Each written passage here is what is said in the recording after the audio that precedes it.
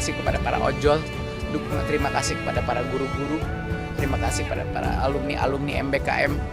Semua, saya tidak merasa sendiri berdiri di sini karena ada kalian. Mungkin saya ingin mungkin mengucapkan beberapa patah kata dulu, lalu saya bisa terima beberapa pertanyaan ya. Pertama, ini adalah hari yang sangat mengecewakan. Mungkin tidak ada kata-kata yang bisa menjelaskan perasaan saya. Mulai dari keputusan kemarin, Saudara Ibam mendapat keputusan vonis bersalah 4 tahun yang sangat tidak masuk akal. Dan hari ini kita melihat hasil daripada kerja keras orang-orang jujur, anak-anak muda yang ingin merubah pola-pola lama, yang ingin maju terhadap transparansi menggunakan teknologi. Nah, ini adalah balasannya. Saya hari ini dituntut secara efektif, dituntut 28 tahun. Rekor. Lebih besar dari berbagai kriminal lain. Ya, 18 plus 9. Ya. Jadi 18 plus 9. Dan plus 9 itu adalah uang pengganti. Dan uang pengganti itu adalah jauh di atas harta kekayaan yang saya punya. Jadi bisa bayangkan, itu artinya otomatis saya dituntut oleh kejaksaan 28 tahun. Untuk kesalahan apa? Tidak ada kesalahan administrasi apapun, tidak ada unsur korupsi apapun dalam kasus saya, dan seluruh masyarakat sudah mengetahui. Jadi saya bingung. Kenapa? Kenapa tuntutan saya lebih besar daripada pembunuh? Penuntutan saya lebih besar daripada teroris. Nah, ini mungkin adalah karena di dalam alur persidangan ini sudah terang benderang bahwa saya tidak bersalah. Tetapi karena takut saya bebas, angka yang begitu tinggi dilemparkan kepada saya. Dan yang lebih menyakiti hati saya, dan ini hal yang saya tidak mengerti karena saya sudah mengabdikan diri saya 9-10 tahun kepada negara ini, bahwa ada uang pengganti. Jadi tidak cukup saya dimasukkan ke penjara. Mereka menggunakan uang pengganti sebesar 4 triliun plus 809 miliar, jadi totalnya itu 5 triliun. Total kekayaan saya di akhir masa menteri itu nggak sampai 500 miliar. Dia menggunakan satu angka yang menjadi puncak nilai kekayaan saya pada saat IPO. Cuman sekejap itu. Itu artinya kekayaan yang tidak real atau fiktif. Dia menggunakan angka itu, lalu itu yang dijadikan uang pengganti. Dan mereka tahu saya tidak punya uang itu. Jadi kenapa itu dilempar kepada saya? Yang lebih mengejutkan lagi adalah tidak ada hubungannya. Uang itu adalah kekayaan sah yang saya dapatkan menciptakan jutaan pekerjaan dengan saham Gojek. Itu adalah saham yang saya dapatkan di tahun 2015 dan semua pembuktiannya sudah ada. Tetapi tetap saja itu digunakan sebagai senjata hukum. Nggak tahu untuk menakuti saya, untuk menekan, saya tidak mengerti apa sebenarnya alasan dari ini. Tapi yang ini terus terang hari ini dengan efektif pidana 18 tambah 9 berarti 27 ya. 27 tahun pidana. Saya sudah tidak tahu lagi apa harapan bagi anak-anak muda di negara ini. Apa harapan bagi generasi muda yang sedang melihat cara kita diperlakukan seperti ini. Dan apakah ini memberikan pembelajaran buat saya? Kalau saya melawan balik, kalau saya membuka kebenaran di dalam sidang, apakah inilah hukuman saya? Mungkin itu yang terjadi. Jadi saya harap sekali bahwa masyarakat, terutama anak-anak muda, kita kawal kasus ini bersama, kita berjuang untuk kebenaran, jangan putus asa. Indonesia masih ada harapan. Saya berjuang di sini memang ada alasannya. Kenapa Tuhan memberikan musibah ini kepada saya? Mungkin bukan musibah, itu yang saya sadari. Mungkin tanpa ini kasus kena ke saya, mungkin ketidakadilan yang selama ini terjadi mungkin tidak terbuka. Mungkin bagi teman-teman lain yang tidak punya nama saya, tidak punya suara saya, mungkin hal-hal ini terjadi terus dalam sistem keadilan kita dan tidak pernah terbuka. Jadi mungkin itulah Allah memilih saya untuk mengalami ini agar masyarakat mengetahui, agar generasi muda yaitu masa depan Indonesia mengetahui perjuangan kita masih panjang di sini. Ya. Silakan, mungkin saya akan menanyakan kalau ada beberapa pertanyaan. Ini kan tuntutan buat Mas ini kan tuntutan buat Mas Nadiem kan sangat besar ya Mas. Ini Mas Nadiem sebagai sebelum pengusaha ini ada pernah tadi mendengar itu menyesal nggak sih Mas masuk ke pemerintahan dan berujungnya hal seperti ini Mas? Saya akan ucapkan sekali lagi, saya tidak pernah menyesal bergabung dalam pemerintahan. Untuk mencari uang itu bisa seumur hidup. Untuk membantu generasi penerus bangsa kita menjadi lebih baik, itu hanya kesempatan sekali dalam hidup. Jadi saya tidak mungkin akan menolak jabatan atau amanah itu pada saat ditawarkan. Mau saya gagal pun, resiko masuk penjara pasti saya ambil. Karena masa depan Indonesia itu lebih penting dari segala resiko ini. Kedua, jelas saya kecewa, saya sakit hati, saya patah hati. Orang tuh cuma patah hati kalau dia cinta dengan negara. Bahwa negara bisa melakukan ini kepada saya setelah semua pengabdian saya, iya, saya sakit hati. Tapi bukan berarti saya tidak cinta negara ini, justru sakit hati itu patah hati karena saya cinta kepada negara ini. Jadi saya tidak menyesal. Dan terus terang, harapan saya dan harapan banyak sekali masyarakat kayaknya pada saat ini adalah tuntutan bebas. Tapi sebaliknya yang terjadi, hukuman terberat dilemparkan ke saya. Terberat.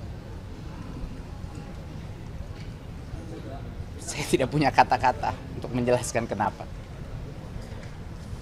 Bang Nadiem, ini kalau menurut Pak Nadiem, tuntutan dari jaksa sudah sesuai dengan fakta persidangan atau melenceng jauh, Pak? Menurut Mas?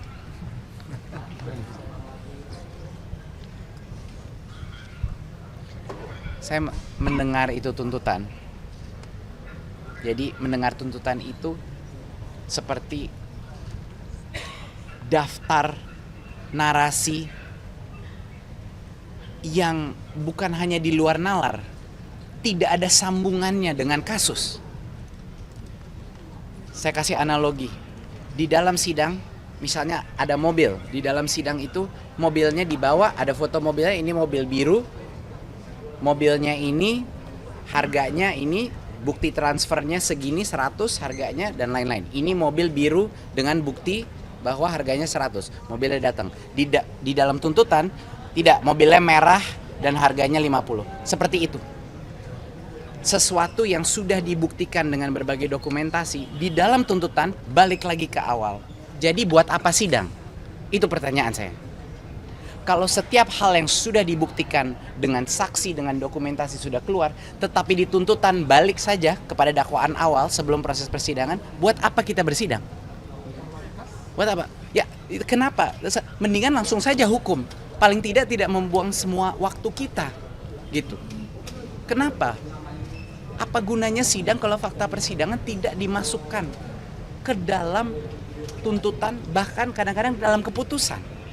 Ini suatu hal yang saya sebagai orang awam, bukan orang hukum, tidak mengerti buat apa proses ini. Kalau semua sudah terang benderang dan masih saja kembali ke situ. Dan kenapa tidak ada konsekuensi bagi tim penuntut yang terus mengutarakan kebohongan berulang-ulang kali? Kok bisa saja gitu loh, dan terbuka di depan semua orang menyebut kebohongan. Itu angka 4 triliun, 4.800 itu SPT 4 triliun itu diambil dari SPT saya di tahun 2022. Saya melaporkan nilai IPO Gojek, itu bukan uang yang saya terima, itu cuma nilai IPO. Dari situ dia ambil, oke, sekarang harus dibayar balik. Apa logikanya? Sama dengan 809, itu tidak ada urusan sama saya. Angka 809 sudah terbukti transfer antara dua perusahaan Gojek. Saya tidak terlibat, nggak ada hubungannya dengan Google, tidak ada hubungannya dengan Chromebook. Di dalam tuntutan itu ada berbagai hal yang menciptakan aura seolah-olah ada suatu mufakat jahat, konspirasi untuk menakuti orang Nadiem ini jahat dan telah menciptakan suatu rencana besar. Tetapi kalau orang kita berpikir secara logika, setiap kali kita mendengar itu pasal-pasal tuntutan, tunggu dulu, ini hubungannya apa ya sama Chromebook? Ini hubungannya apa ya dengan kemahalan harga laptop di pengadaan, yaitu adalah kerugian negaranya? Itu yang nggak terjawab. Karena tidak ditemukan, poin saya terakhir adalah, karena tidak ditemukan PPATK transfer ke saya, tidak ada. Tidak ditemukan aliran dana dari vendor ke saya. Tidak ditemukan aliran dana dari Google ke saya. Tidak ditemukan aliran dana dari PT Akap ke saya. Tidak ditemukan aliran dana dari PT GI ke saya. Karena gagal membuktikan semua aliran dana ini, yang harus diciptakan agar saya salah adalah suatu narasi yang kayaknya ini suatu mastermind atau suatu mufakat atau penyamaran fraud keuangan yang tidak ada hubungannya karena korupsi di awalnya itu tidak ada. Nah itu mungkin dari saya. Saya malam ini akan menjalani operasi. Saya sedih, saya kecewa, keluarga saya sangat terpukul dengan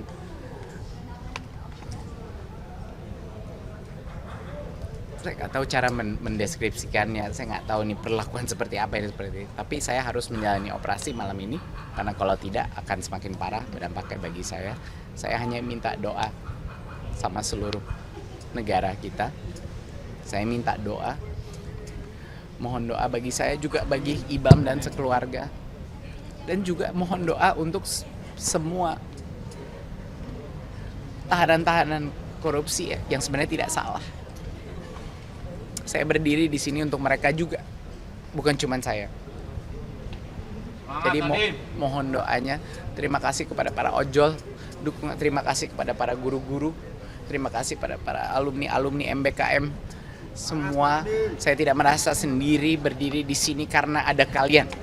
Saya merasa bahu saya dipegang sama semua orang-orang yang berada bagian dari perjuangan kita sebelum ini. Jadi terima kasih. Saya berdiri di situ sendiri tapi saya tidak merasa sendiri. Jadi terima kasih atas dukungan negara ini. Saya harap anak-anak muda se-Indonesia tidak putus harapan. Saya harap masa depan negara kita lebih baik. Terima kasih. Terima kasih.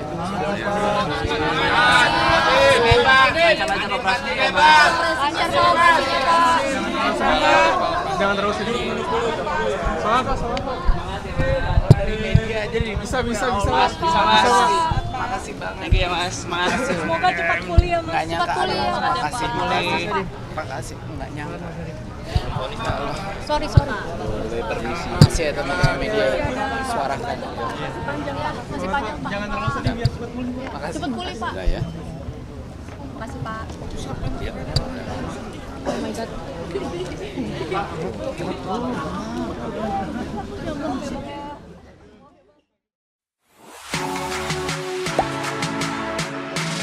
Gak sempet baca? Dengerin aja, klik icon text to speech di okezone.com.